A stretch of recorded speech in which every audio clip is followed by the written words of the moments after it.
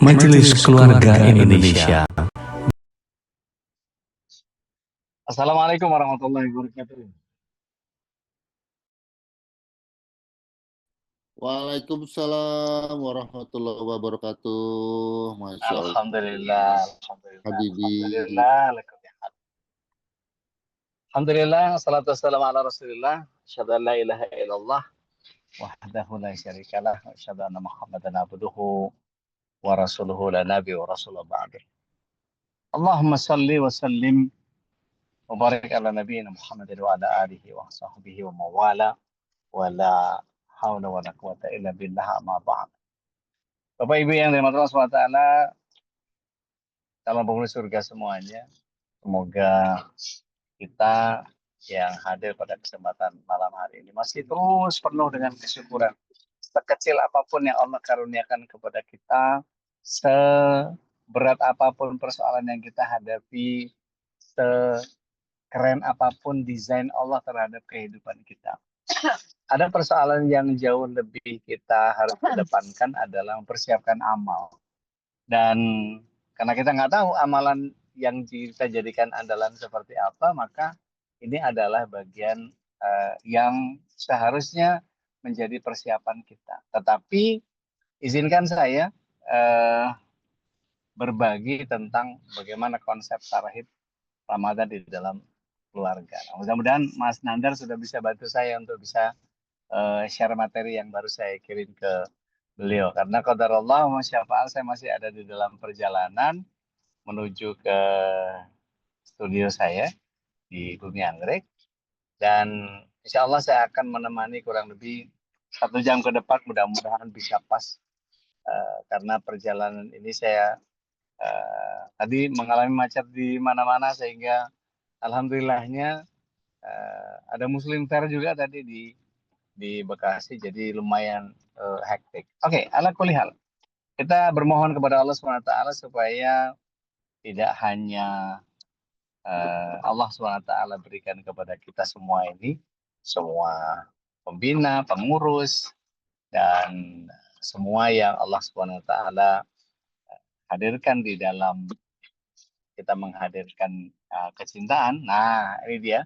Materinya sudah ada di hadapan kita, tarhib Ramadan. Tarhib Ramadan ini adalah bagian di mana ketika kita melakukan kegiatan. Jadi kalau dalam bahasa Arab itu ada tak, itu berarti ada kegiatan yang sedang kita kerjakan. Ini fi'il ya. Jadi kata kerja yang kemudian dari kata marhaba. Jadi kalau bahasanya tulisannya marhaban ya Ramadan, tapi kegiatannya adalah tarhib Ramadan. Jadi kita sedang mempersiapkan Ramadan untuk kita. Nah, ini tidak hanya untuk Bapak Ibu, tetapi semua. Ya. Jadi anak kita, keponakan, sepupu, senggol kiri kanan ya, ipar segala macam dan seterusnya, kadang katut ya, ajudabi dan seterusnya. Baik. Kita mulai dari slide yang pertama. Slide yang pertama itu bagian di mana ketika Imam Bukhari rahimahullahu taala menulis satu bab tentang hal yang luar biasa, yaitu al-ilmu qoblal qaul wal amal. Sebaiknya kita memahami ilmu terlebih dahulu sebelum kita mengucapkan sesuatu, sebelum kita mengamalkan sesuatu. Karena bab ilmu itu bagian yang dititik beratkan oleh Allah Subhanahu wa taala kalau kita kemudian bicara tentang bagaimana kita manusia berurusan dengan apapun yang Allah Subhanahu wa taala hadirkan dalam kehidupan kita. Kita perhatikan betapa surat 17 maaf. Surat 17 ayat 36. Allah Subhanahu wa taala memerintahkan kita jangan asal ngikut. Tidak boleh kita mengikuti sesuatu yang kita tidak punya pengetahuan di dalamnya. Di ayat itu Allah Subhanahu wa taala melarang kita melakukan amalan-amalan yang tidak ada ilmu pengetahuannya. Jadi taklid nggak boleh. Tetapi nanti saya akan jelaskan bagaimana dengan ittiba. Jadi ayat itu menyatakan auzubillahi minasyaitonir rajim wala taqfu ma laisa laka bihi ilm. Innas sam'a wal basara wal fuada kullu ulaika kana anhu mas'ula. Jadi dikatakan oleh Allah SWT, janganlah kalian mengikuti sesuatu yang kalian tidak punya pengetahuan di dalamnya, karena sesungguhnya Nanti pendengaran, penglihatan, dan nurani itu akan dipertanggungjawabkan kepada Allah Tabaraka wa Ta'ala. Ada terlalu banyak kewajiban kita tentang ilmu yang Rasulullah SAW mintakan kepada kita. Mungkin sebagian kita masih hafal. Utlubu ilma faridan ala kulli muslim. Utlubu ilma faridatun ala kulli minal muslimin wal muslimat. Utlubu ilma minal mahdi ilal lahdi.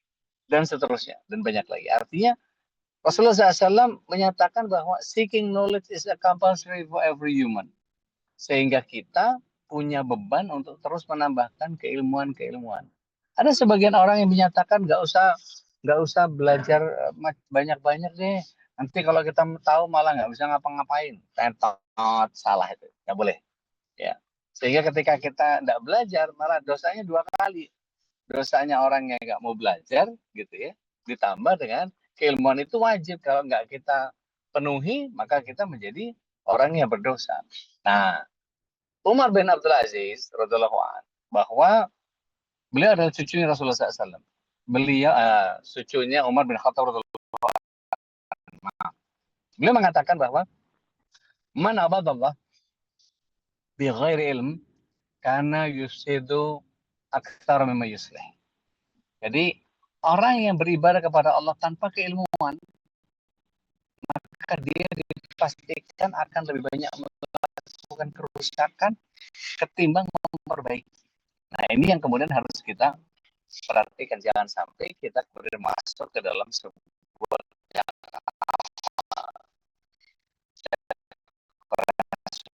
segala mana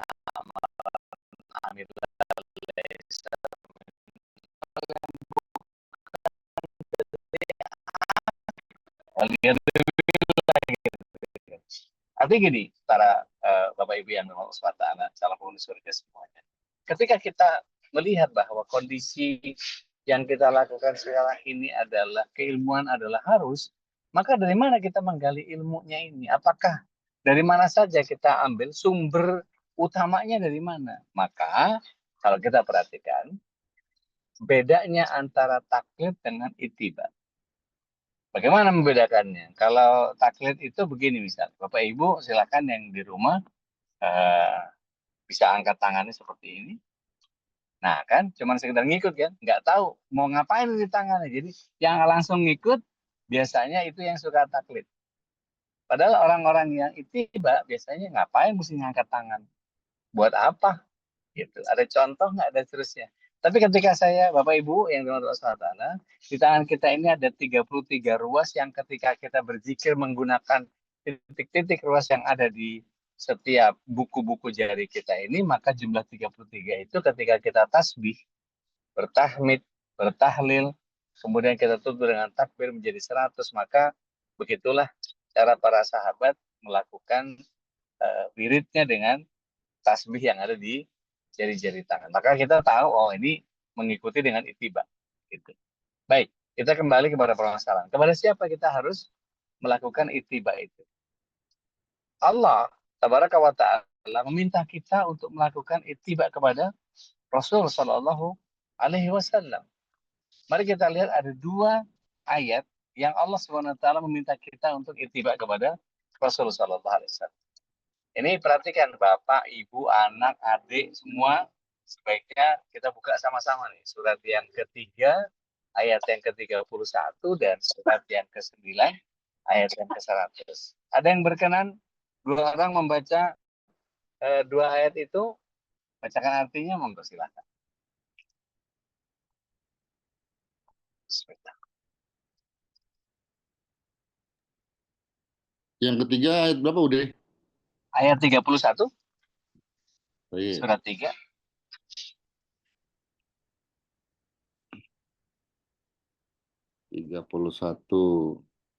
Baik, bismillah. Auzubillahi minasyaitonirrajim. Katakanlah, Muhammad, jika kamu mencintai Allah, ikutilah aku. Niscaya Allah mencintaimu dan mengampuni dosa-dosamu. Allah Maha Pengampun, Maha Penyayang. Masya Allah. Masya Allah. Jadi dikatakan sama Allah SWT, Qul in kuntum tuhibbunallah, qul ya Muhammad. Katakan wahai Muhammad kepada orang banyak. Wahai kalian yang mengaku mencintai Allah, kata Allah, Bilang sama mereka, fattabi'uni, ayo ikuti aku. Kata itiba di situ, maka itibaklah kepadaku diiringkan dengan kata fa. Fa itu maka yang mengandung kesegeraan. Maka segeralah ikuti saya gitu. Fattabi'uni. Apa yang menjadi konsekuensi kita ketika kita mengikuti Rasulullah SAW? Maka ada dua di situ. Allah akan memberikan cintanya kepada kita, yuhibbukumullah wa yaghfir lakum dzunubakum. Itu ada dua.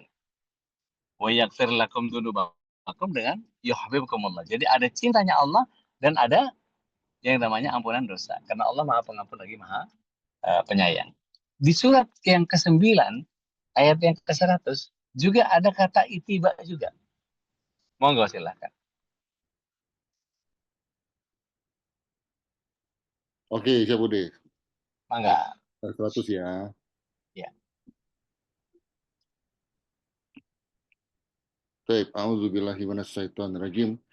Dan orang-orang yang terdahulu lagi yang pertama-tama masuk Islam di antara orang-orang Muhajirin dan Ansor dan orang-orang Dan yang mengikuti mereka dengan baik. mengikuti mereka dengan baik. Terus lanjut.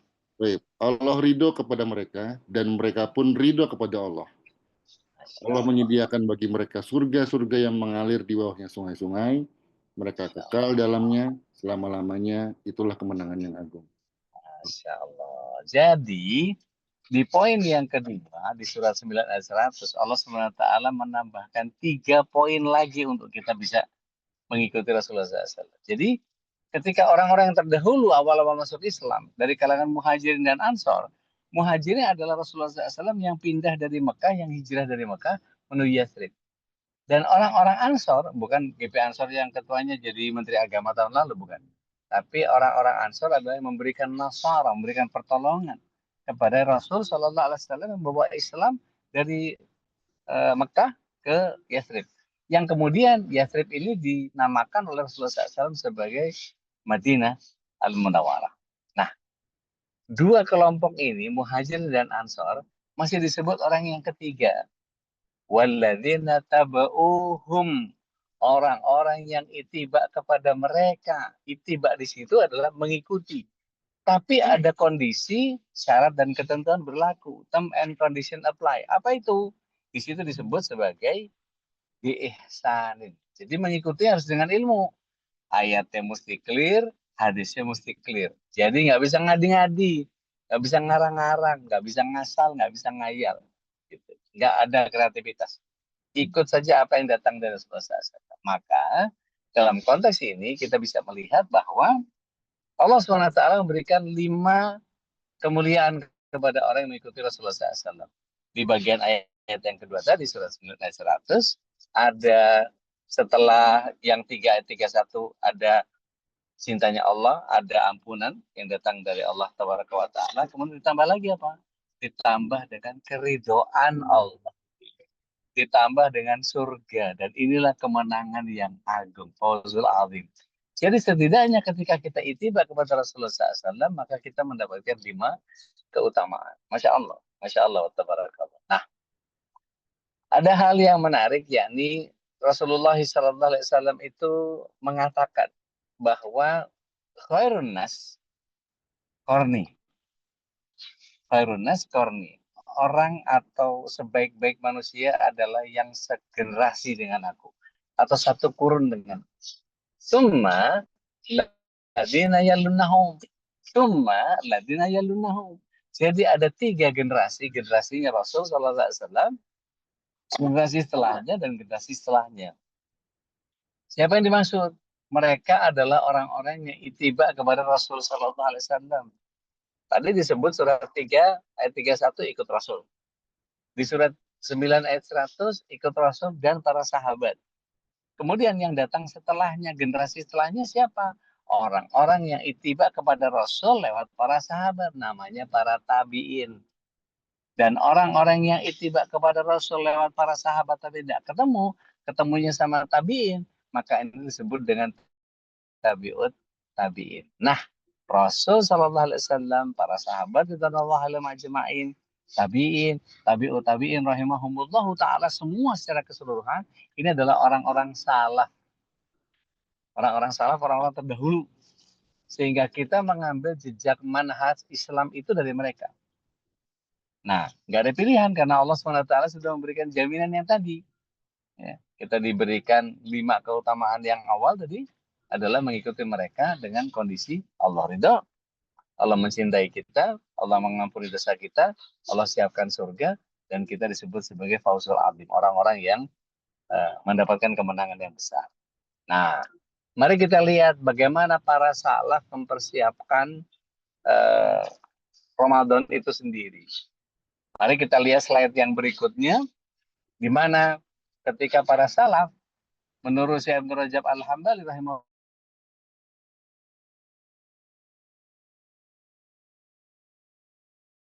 ulama tabi'ut tabi'in ya, mereka mengatakan bahwa ada bagian yang 6 bulan menuju ke Ramadan dan 6 bulan setelah Ramadan itu dipisahkan semuanya.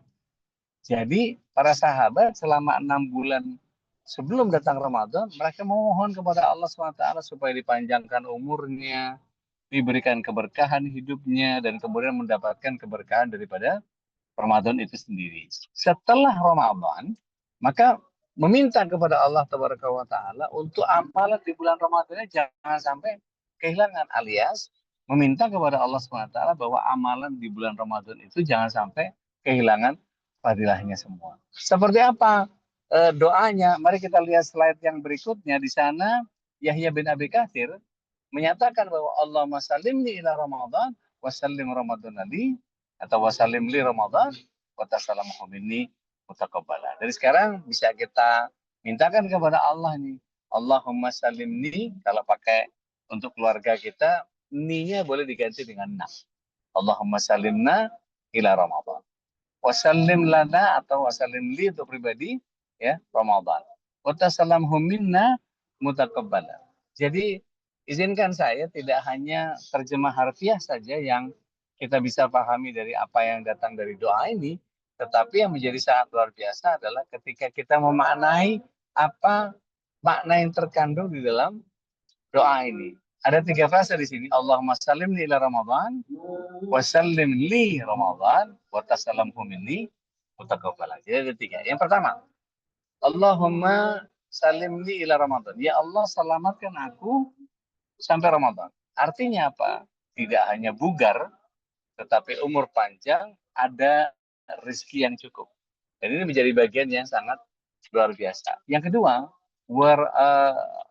wasallim li Ramadan. Wasallim li Ramadan itu, dan selamatkan Ramadan untuk aku. Jangan sampai pahala 700 kali lipat ketika orang baca ayat, pahala lipat ganda pada saat kita berinfak kita nggak dapat. Jangan sampai kemudian bacaan Al-Qur'annya kita nggak dapat. Jangan sampai Lailatul Qadar kita nggak dapat. Itu yang memohon kepada Allah, wasallim li Ramadan, dan selamatkan untukku Ramadan. Dan yang terakhir, watassalamhu minni mutaqabbala, jangan sampai amalan saya merusak amalan Ramadan orang lain. Contohnya apa saat merusak amalan orang lain itu? Misalnya gini, begitu masuk ke bulan Ramadan, biasanya orang berlomba-lomba untuk baca Al-Quran. Nah, pertanyaan saya kira-kira, kalau ada orang yang sholat sama orang yang baca Al-Quran, kata Rasulullah SAW, siapa yang harus ngalah? Orang yang baca Quran suruh melanin atau orang yang sholat mesti ngalah sama orang yang baca Quran? Yang mana? Teman-teman ada yang tahu? Yang harus ngalah yang mana? Yang satu baca Quran, yang baca Quran. Pelan-pelan udah, yang bayar nggak ganggu. Nah, berarti yang baca Quran mesti memelankan suaranya supaya yang sholat gak keganggu, kan gitu. Tapi banyak nggak orang-orang di sekitar kita yang kemudian ketika masuk ke masjid, kemudian dia nggak peduli, dia duduk paling depan, dia ambil Al-Quran, A'udzubillahi minasyaitonirrajim, Bismillahirrahmanirrahim, dibagus-bagusin suara, bagus bacaannya. Akhirnya ketika ada orang yang baru terakhir belakang, dia sholat di belakangnya, jadi terganggu. Padahal nggak boleh seperti. Nah, jangan sampai kita punya sifat yang seperti itu, dia larik yang terakhir. Wassalamu minni mutaqabbala. Nah, mudah-mudahan ketika kita membaca ini nih, ya, doa larik ini yang dicontohkan oleh para sahabat. Mudah-mudahan Allah SWT memberikan ijabah dari apa yang kita mintakan kepada Allah. Nah, di slide yang berikutnya kita bisa melihat bahwa ada pesan yang kemudian harus kita perbaiki, yaitu apa? Saatnya bertobat. Kok saatnya bertobat? Bertobat itu ciri orang yang bertakwa. Kita lihat surat yang ketiga, ayat yang ke-133 sampai ke-135 itu bicara tentang permaafan-permaafan atau kita mohon ampunan kepada Allah Tabaraka wa Ta'ala. Kalau ada yang berkenan baca, monggo silakan surat 3 ayat 133, 134, 135. Tafadhol masykur. Kalau ada yang berkenan silakan.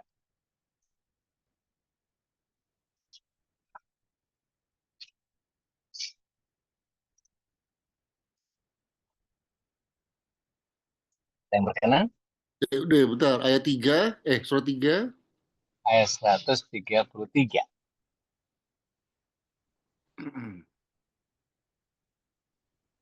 Oh. A'udzubillahi minasyaitonirrajim. Dan bersegeralah kamu mencari ampunan dari Tuhanmu dan mendapatkan surga yang luasnya seluas langit dan bumi yang disediakan bagi orang-orang yang bertakwa. Nah, orang bertakwa cirinya seperti apa? Lanjut. Yaitu orang-orang yang berinfak baik di waktu lapang maupun sempit dan orang-orang yang menahan amarahnya dan memaafkan kesalahan orang lain dan Allah mencintai orang yang berbuat kebaikan. Subhanallah. Jadi apalagi cirinya orang takwa itu? Lanjut. Dan juga orang-orang yang apabila mengerjakan perbuatan keji atau menzalimi diri sendiri, segera mengingat Allah, lalu memohon ampunan atas dosa-dosanya. Dan siapa yang dapat mengampuni dosa-dosa selain Allah, dan mereka tidak meneruskan perbuatan dosa itu, sedang mereka mengetahui. Masya Allah. Jadi begitulah ciri orang bertakwa itu, menyegerakan pertobatan. Wasari'u ila maghfiratin min rabbikum, bersegeralah terhadap ampunan yang datang dari Tuhanmu. Jadi bukan persoalan ketika kita diingatkan untuk kita mesti banyak bertobat. Lah, gue salah apa? Gue nggak salah apa-apa deh. Gitu. Enggak gitu konsepnya.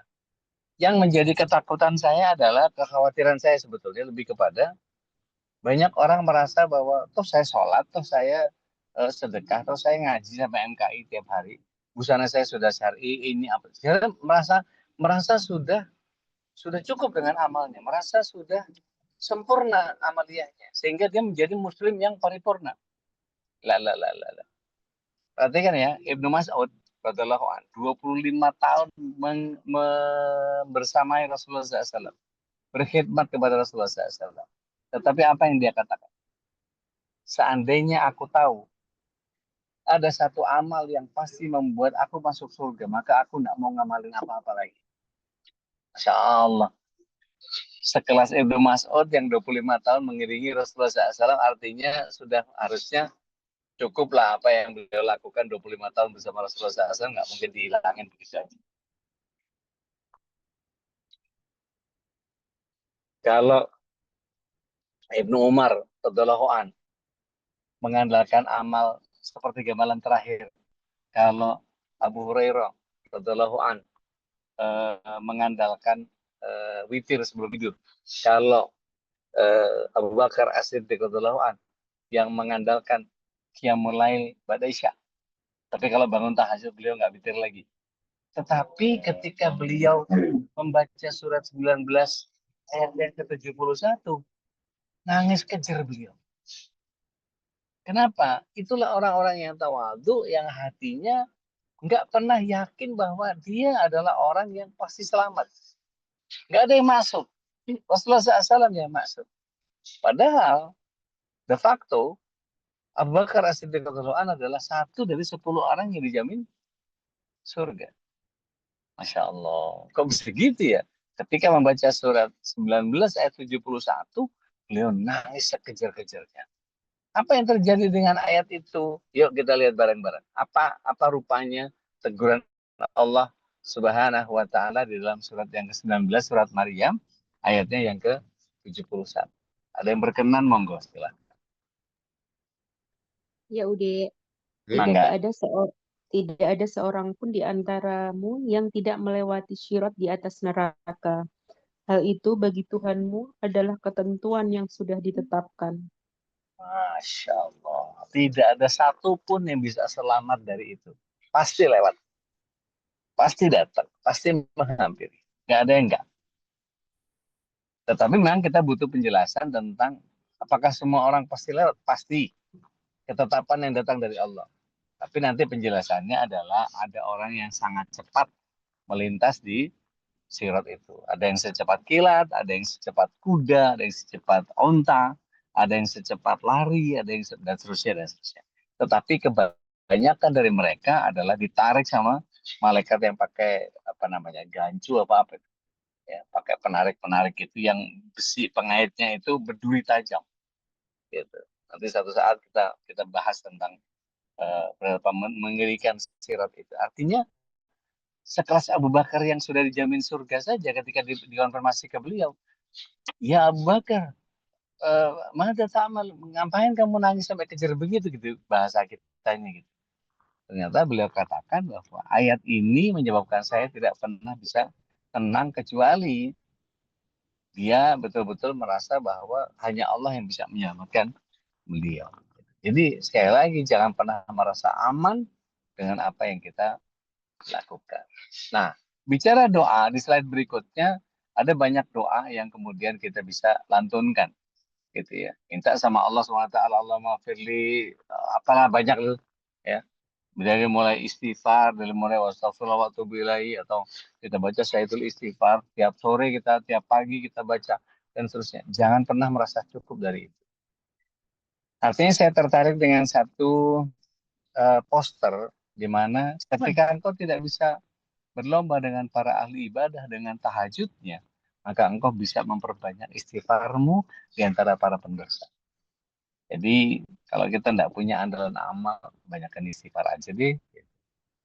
Nah di antara sekian banyak di slide berikutnya juga kita bisa lihat bahwa betapa saling maaf sebelum Ramadan itu sebagai kegiatan yang nanti ini banyak penjaga kopas yang kemudian saling sebelum matahari Ramadan terbit, apalah segala macam sebelum udara Ramadan, apalah bla bla bla, izinkan kedua tangan menangkupkan sembari mengucap maaf dari apalah bla bla begitu ya.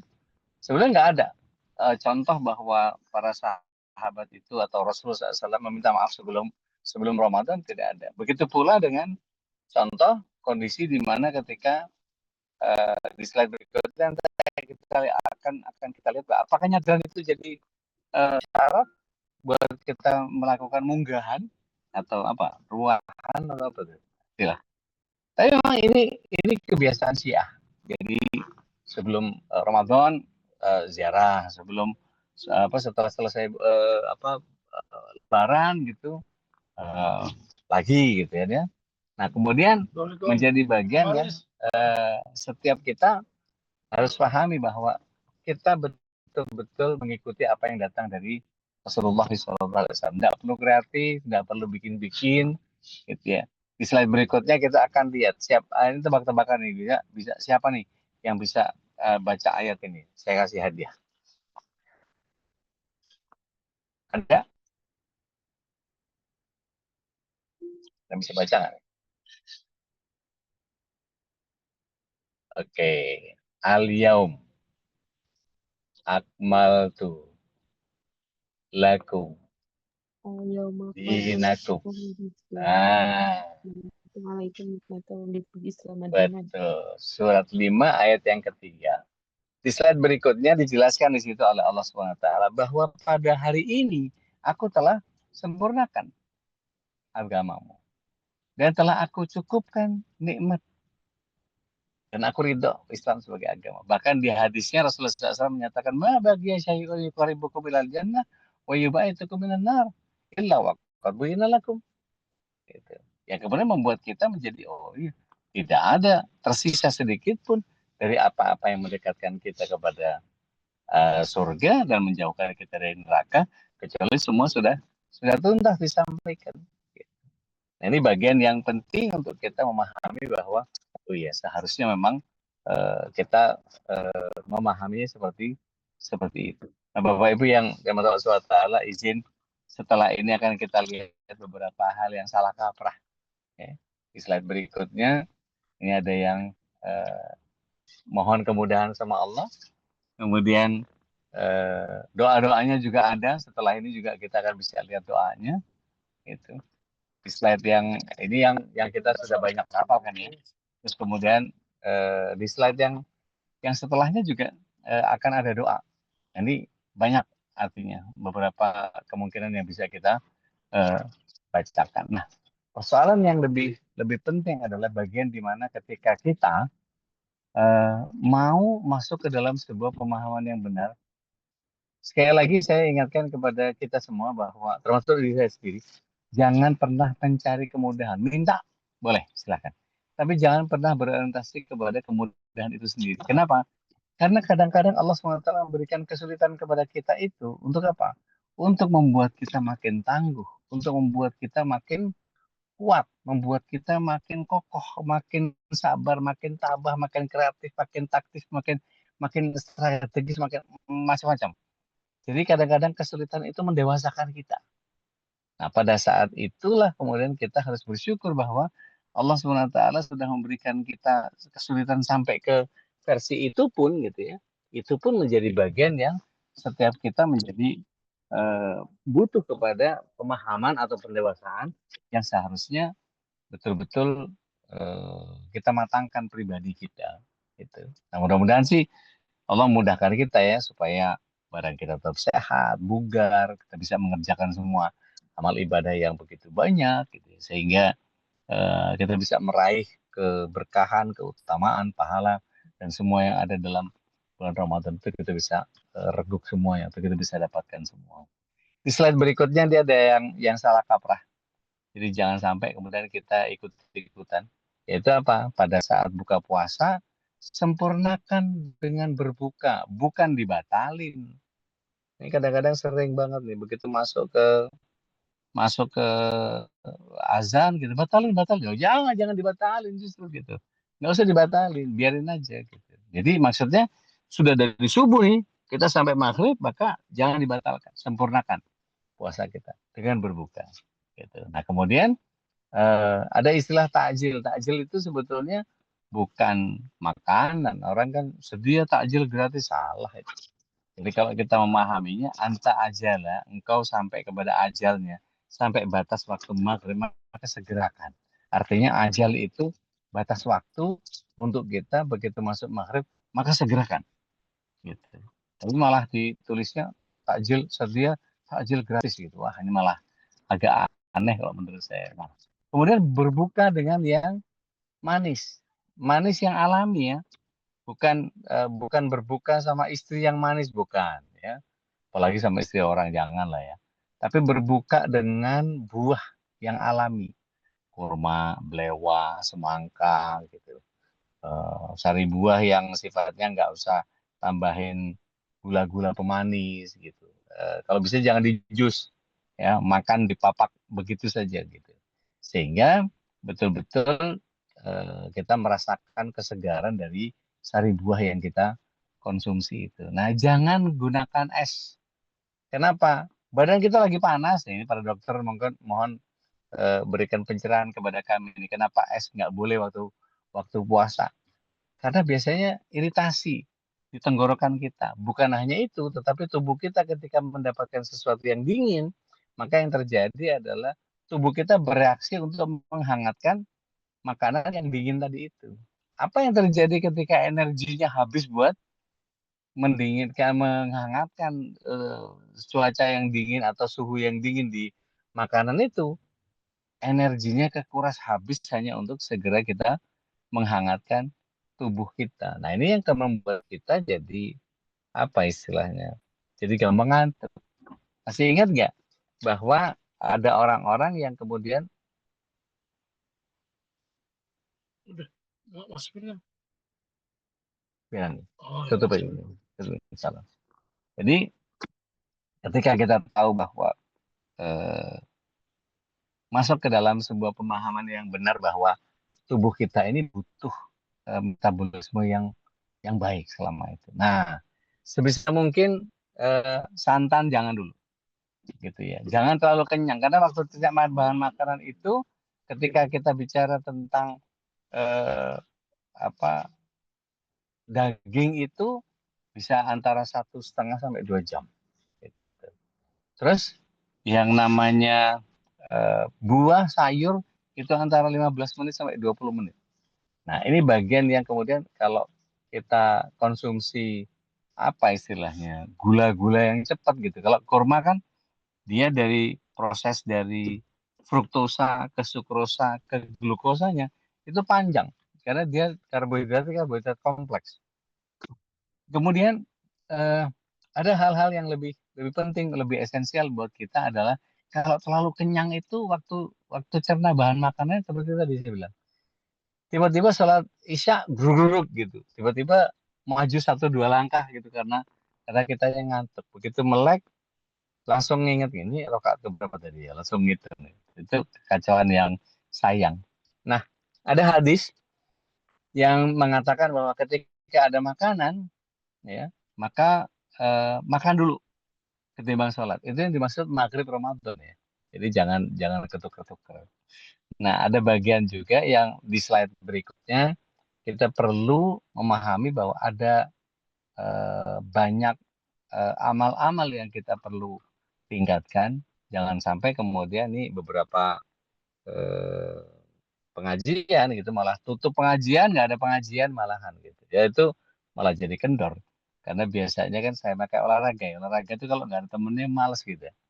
Nah, beribadah juga kadang-kadang gitu. Jadi butuh motivasi yang lain. Nah, beberapa yang sudah paham, maka mereka melakukan yang namanya tetap tetap ngaji, tetap tetap MKI tetap tetap melayani Bapak Ibu dengan kajian-kajian yang sudah dijadwalkan dengan sangat rapi. Pahami bahasa Arab, pelajari Al-Quran dengan seksama. Maksudnya dari tahun ke tahun nambah nambah tahun, nambah umur, tapi sementara kita pemahamannya nggak nambah sama Al-Quran. Ini sayang banget ini. Udah iringkan dengan amal-amal soleh sebagai dikitabkan. Nanti kita bahas seperti apa yang dikitabkan itu. Itikaf sekeluarga kira-kira di mana? Gitu. Jadi punya bayangan, oh di masjid ini nanti anak-anak ini nanti saya ke kantor sama Anu nanti biar istri yang ngurus apa sih. Jadi siapin gitu. Jangan sampai kita kemudian sayang mendapatkan fadilah 1.000 bulan itu 83 tahun plus 4 bulan loh. Itu kan wow, kalau sampai dapat itu keren banget itu. Masya Allah. Dan istiqomahkan untuk kemudian mengamalkan semua bentuk kesolehan-kesolehan. Bayar zakat fitrahnya sebelum sholat id. Bumil dan busui itu cukup bayar fidyah. Jadi nggak usah kalap, nggak usah panik gitu ya. Nah, insya Allah mohon sama Allah supaya bisa berjumpa lagi sampai Ramadan yang akan datang.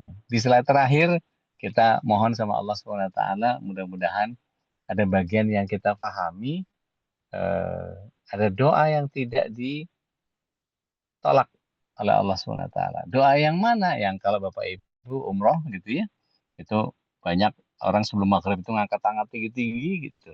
Apa itu doanya? Doa yang tidak ditolak pada saat kita saum. Seperti apa doanya? Di slide berikutnya, yuk kita hafalin bareng-bareng. Allahumma inni as'aluka birahmatika allati wasi'at kulla syai'in antaghfirali.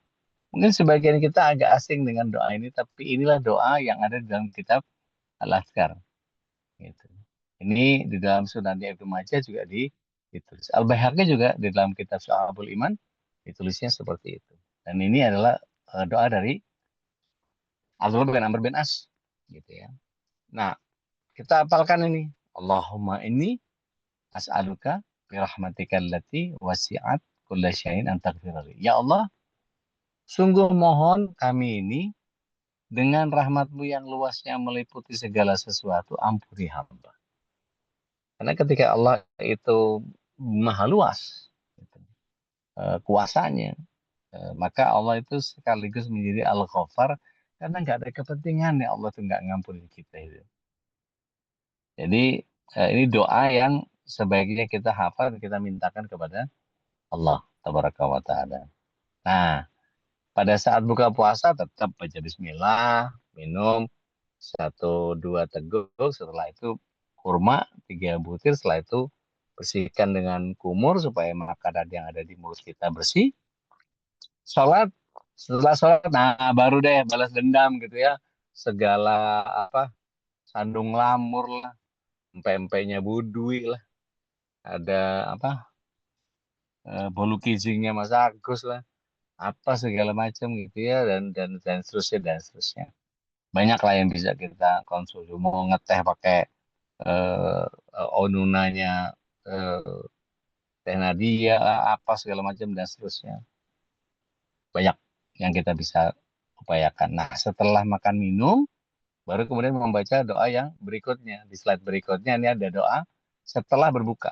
Dhahabat doma wa batalatul uruk wa sabatal ajru insyaallah. Dibacanya setelah berbuka ya, bukan sebelum. Kalau sebelum namanya nipu malaikat. Kenapa nipu malaikat? Oh, belum belum belum minum, belum basah tapi udah bilang udah basah urat-urat, udah basah tenggorokan, udah pasti pahala ya. Belum. Minum dulu, celekuk ngunyah kurma, baru baca dahabat doma optalatul uruk wasabatal ajru insyaallah. Nah, kalau ada kesempatan misalnya Mas Selo nih ngundang gitu ya, atau siapa gitu, ke ini hari yang ke sekian kita open house gitu ya. Misalnya siapa gitu buka buka rumahnya untuk buka puasa. Nah, ada doa yang perlu kita hafalkan. Di slide berikutnya kita hafalkan doa ini. Aftara indakumus shaimun wa akala ta'amarkumul abrar wa salla alaikumul malaikah. Orang-orang berbuka puasa dengan orang-orang yang kau sediakan tempatnya berbuka dan orang yang baik menyantap makananmu dan malaikat pasti mendoakanmu. Itu doa yang kadang-kadang kalau lihat bacaan ini kita berasa kayak mualaf, jadi kayak ada ya doa ini ya. Ternyata sebegitu lengkapnya Rasulullah SAW mengajarkan kepada kita. Jadi urutannya seperti apa? Di slide berikutnya ada urutan yang kita bisa capture, kita bisa share nih. Ya, jadi selama memohon kepada Allah sebelum masuk maghrib, Allahumma inni as'aluka birahmatika allati wasi'at kulla syai'in an taghfirali. Setelah itu bismillah, baru makan minum, baca dhahabat dama urut tabatal ajr insyaallah, baru kemudian masuk kepada doa yang terakhir kalau kita ditraktir sama kerabat kita. Doakan dia. Aftara innakum shaimun wa akala ta'amakumul abrar wa salla alaikumul malaika. Ya, itu yang bisa saya hadirkan pada kesempatan yang luar biasa ini. Mudah-mudahan Allah menyelamatkan kita. Sekali lagi kita mohon sama Allah, Allahumma salimni ila Ramadan wa salim li Ramadan wa tasalam minni mutaqabbala. Saya akhiri sampai di situ tarhib Ramadannya. Kalau ada yang mau dibantah, mau disanggah, mau ditambah, silahkan. Jangan lupa kita harus membantu saudara-saudara kita, bisa di-scan langsung, monggo. Jadi mudah-mudahan ini jadi amaliah kita dan insya Allah Allah mudahkan kita dengan berbaginya kita. Tafadhol. Kalau ada apa namanya, ada apa istilahnya, pertanyaan atau tambahan atau apa, monggo silakan.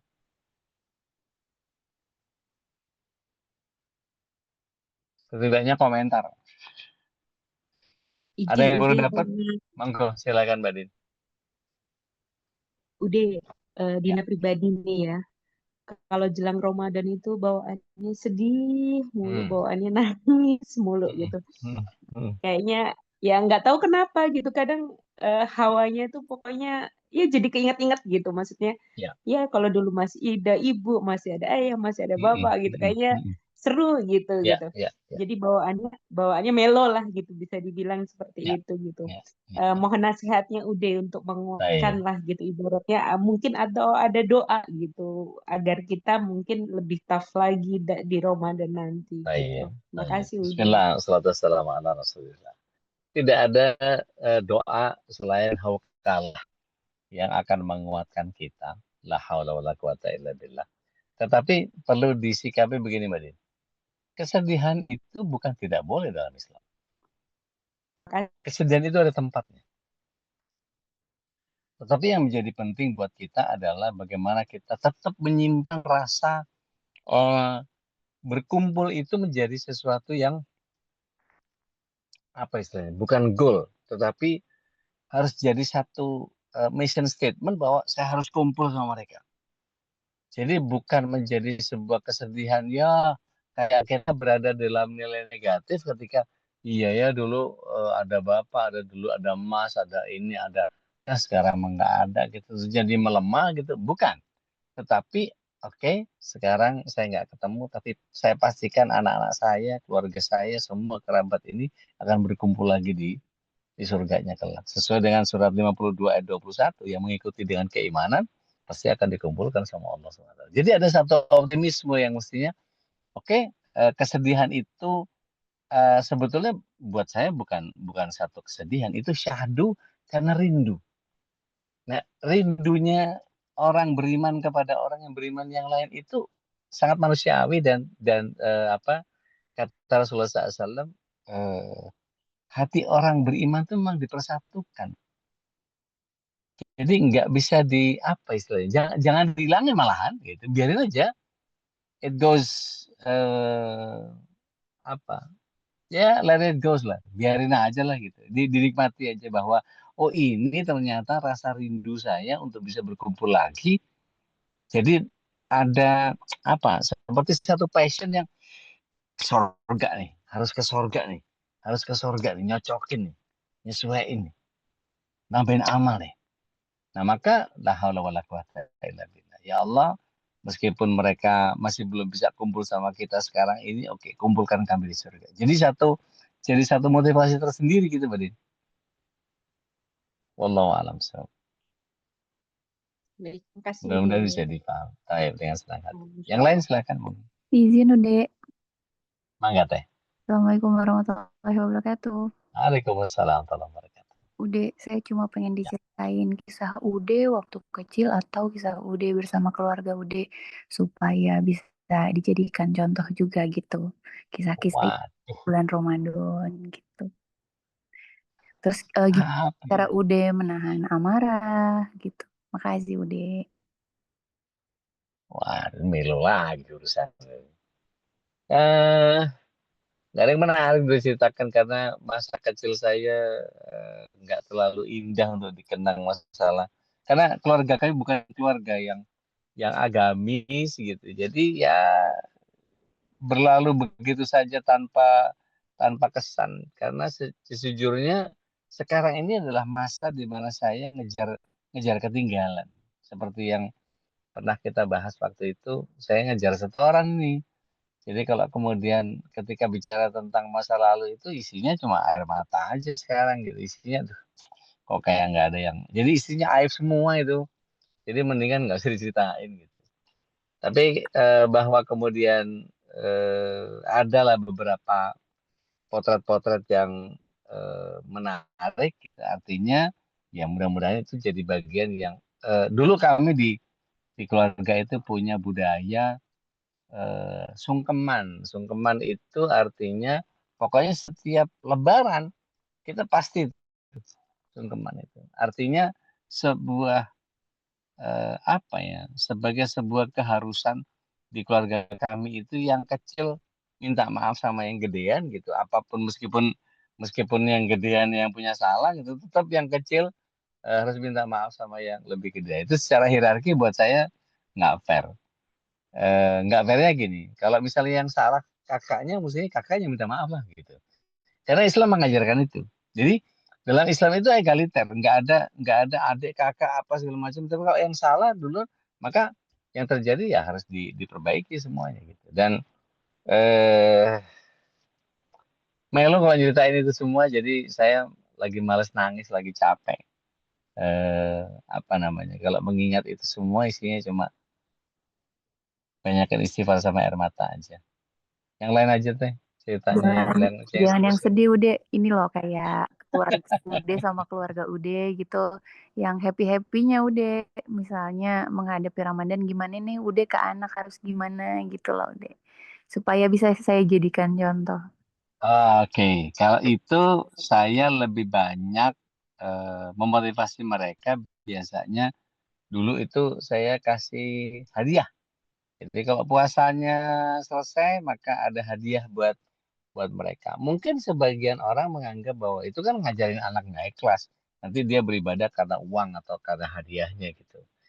Sejatinya enggak, saya hanya memberikan satu motivasi, tapi mereka begitu sudah dalam ukuran usia tertentu, ya nggak ada masalah tuh meskipun nggak dikasih hadiah karena mereka melakukannya karena Allahnya gitu. Nah, penanaman di masa-masa itu memang butuh hal yang luar biasa. Buat anak saya yang pertama, ketika dia nggak doyan makan disuruh puasa malah seneng gitu kan ya. Kuat itu puasa umur 4 tahun bisa full itu puasa ya, emang nggak doyan makan gitu kan. Nah, ada eh, bagian yang kadang-kadang ya lucunya ketika melihat anak-anak orang lain gitu ke surau itu kan biasanya duhur ya.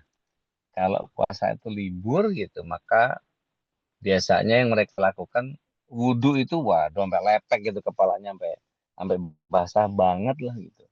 Terus ada yang seru dari anak-anak itu bisa diperhatikan. Mereka biasanya kalau wudhu itu apa istilahnya?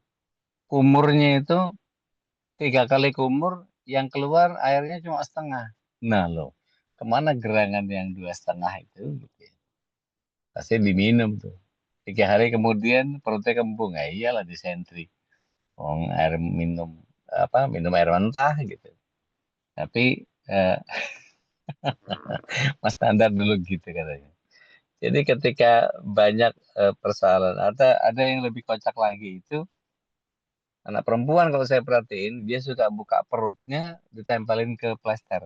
Jadi nyari dingin mungkin supaya apa mengalihkan perhatian atau apa nggak tahu deh. Saatnya apa namanya? Saatnya teman-teman justru yang mau mau sharing monggo gitu, biar gantian ngomong. Udah mau Silakan nih, yang lain. mau tanya udah Siap, mangga. terkait itikaf di masjid. Eh, masjid pilihannya masjid yang terdekat atau masjid yang ternyaman udah. Baik, Bismillah. Salatu wassalamu ala Rasulillah. Masjid itu sebetulnya bukan masalah terdekat atau ternyaman. Mana yang kira-kira mendukung kita untuk menjalankan itikaf dengan optimal yang mana. Jadi bukan masalah terdekat atau ternyaman. Kalau ada yang dekat nyaman, nggak apa-apa. Kalau ada agak jauhan dikit tapi nyaman, nggak apa-apa juga. Bukan masalah nyamannya, tapi lebih kepada mana yang lebih kondusif. Misalnya, kita lihat programnya. Oh, kalau taraweh sejuz, misalnya gitu. Atau qiyamul lailnya imamnya hafal Quran, apalah segala macam. Dan ada tiap malam ada kajian setiap itikaf itu. Sehingga kita tidak hanya baca Quran dan sholat saja, tapi menjadi tambahan tambahan ilmu. Atau lihat programnya tiap-tiap itu. Kalau bisa yang apa? Kalau patokan antum kan yang makannya enak lah ya. Iya, betul deh. Nggak gini Yang udah. yang makan. Ya, Kan kita pakai ini ya. Saya selalu ini Pak pemakai parameter rata-rata eh, jamaah lah ya, rata-rata sekali gitu. Pengen yang parkirnya luas biar mobil gampang. Karena juga ada masjid yang nggak punya parkiran, misalnya gitu. ya, Tahu pengen di masjid yang ada AC-nya karena masjid yang nggak punya AC-nya juga banyak gitu kan. Kan kalau ya, nggak ada AC-nya nyamuk banyak banget gitu kan. Terus pengen yang karpetnya bagus gitu kan. Karena karpetnya yang nggak bagus juga banyak gitu. Nah itu ya, narasi-narasi nyaman dalam bentuk masih masih parameternya masih ya, fisik ya, banget sih. Udah belum ke konten ya, tadi ya, udah bilang ya, pro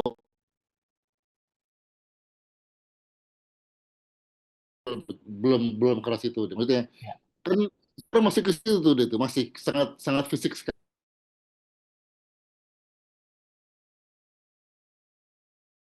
Butuh situasi yang kondusifnya ini buat buat dia. Maka tadi saya bilang mana yang lebih kondusif. Kalau yang kondusif yang karpetnya tebel, anget buat kita tidur di situ ya silahkan cari. Ada yang parkirnya aman apa segala tempat dekat tempat jajan apa segala macam atau mau GoFood apa cepat gitu dan seterusnya, silakan aja. Nggak apa-apa, patokan-patokan itu kan kembali kepada kita sendiri.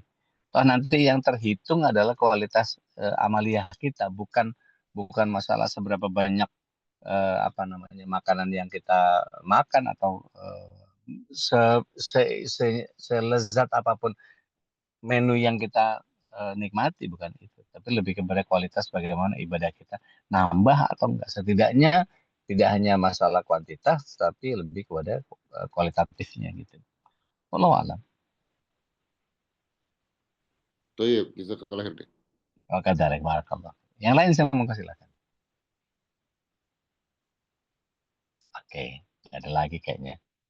Kita sudah sampai di sini. Mudah-mudahan kita semua malam ini bisa mempersiapkan diri, mulai ngitung-ngitung, mulai cari-cari info, gimana kita mau itikaf. Sambil perbanyak tadi doa tadi, Allahumma sallim ila Ramadan, wassalim di Ramadan, wa tassalam Muhammadin wa taqabbala. Adalah wa ayakum ajma'in, aku la qauli hadza astaghfirullah li wa lakum. Mudah-mudahan apa yang saya sampaikan ini manfaat buat kita semua, baik orang tua kita, mertua kita, anak-anak kita, dan semuanya bisa menyerap apa yang ingin saya afwan saya sampaikan. Adalah wa ayakum ajma'in, be the best, do the best, Allah will take care of the rest. Billahi bisabil haq. Assalamualaikum warahmatullahi wabarakatuh. Waalaikumsalam warahmatullahi wabarakatuh. Majelis Keluarga Indonesia dengan bangga mempersembahkan waj'alhu lana imaman wa nuran wa hudan wa rahmah. Allahumma zakkirna minhu ma nasina وعلمنا منه ما جهلنا وارزقنا تلاوته آناء الليل وأطراف النهار واجعله لنا حجة يا رب العالمين.